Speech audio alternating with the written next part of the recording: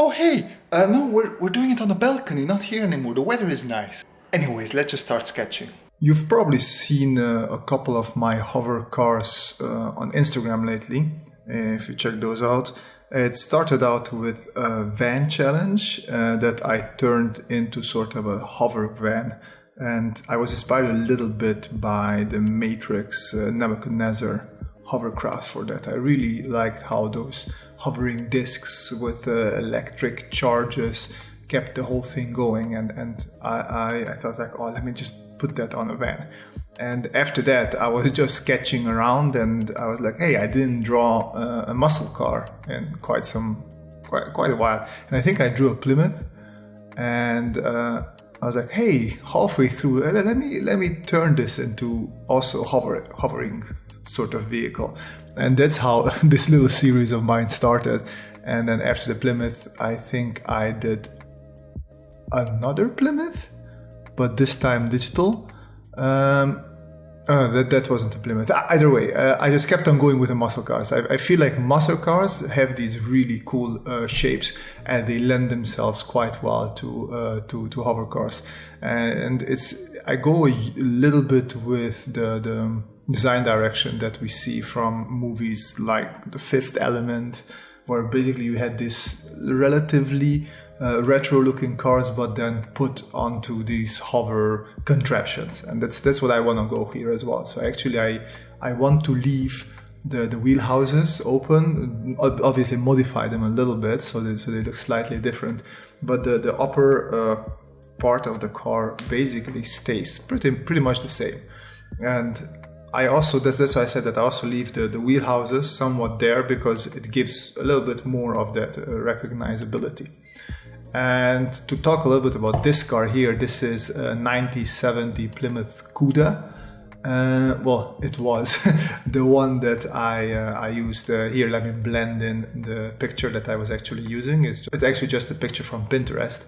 But yeah, so you can see that it is the car, but then halfway through I just decided to go a different way. And this is also, well, good, because I like doing a lot of car sketches in general, and I always use reference because I don't know how to draw that many cars from memory. But if you like to do also studies, this is a good way of making it a little bit harder for yourself. Like halfway through, just deviate from what's there, because then you have to think about a lot of things, like how are you going to adjust all the additional elements that you're drawing to the car with the perspective, so it makes sense, and all those things. And one of the things that's important for me is that I feel like I do need to add a lot of mass, like based on the knowledge that I have now on mechanics and how things work. Right now we have a chassis, there's an engine in the front, basically 4 wheels, and the engine is pulling the wheels, giving the power to the wheels, and then everything on top of it is just for humans to sit and maybe safety. And we still need the safety, we still need the engine, but then underneath I feel like we need a lot of electronics and a lot of extra bulk.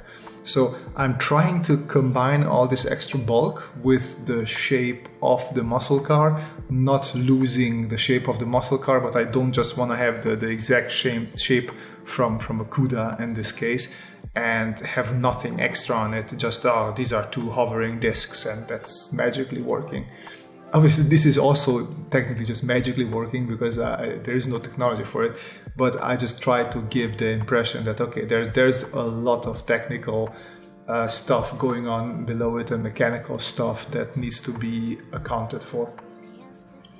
And yeah, that's the main thing here. And I try to vary it also from each car to another. So I started out with sort of a matrix hovering, then I went to sort of like a turbines on my traditional sketch, then I went to, I don't know, it was something different.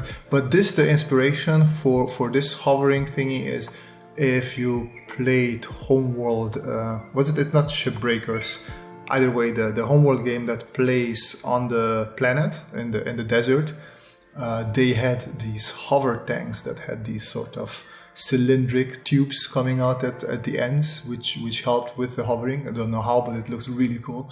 And I thought, okay, let me incorporate that sort of technology here. And that's basically what I was going for this. So I'm trying to come up with an interesting, different hover technology for each one of these. And I do think I will make a couple of more of these, because I just really enjoy drawing muscle cars. You probably already know that if you follow my Instagram. But this is also, I also really enjoy drawing sci-fi stuff. So it's like, whoa, two really fun worlds coming together for me. But yeah, anyway, so just to go back a little bit to the steps. Once I'm done with muscle car itself, that I know that, okay, this is a muscle car, then I switch to the sci-fi elements. And it would be smart to do a little bit of thumbnailing, but I find it hard to get the right proportions with drawing a car. So I already have to pay attention and do somewhat of a study for the proportions, and I wouldn't want to draw over and over again and really put in a lot of time of catching the proportions, even though saying that now, it does sound like it would be a good exercise for me. But what I do is just I have the upper body done, and then I just draw in with a very fine touch. So I just draw over and over. If you don't like it, try a different shape and add a different shape and add a different shape. Here in the front example, for example, as well, if you look at this, the CUDA in the front has that nice split in the middle, and I thought, okay, let me exaggerate that in a way that looks interesting. Not sure if it's working or not, but I just like that the whole front end is a little bit broken up, and it's not just a typical muscle car. There's also something else in there. Another interesting fact worth mentioning is here the bumpers that I drew on it, and it's a flying vehicle, and bumpers mostly work on a 2D flat, right, when you're going to the front or to the back.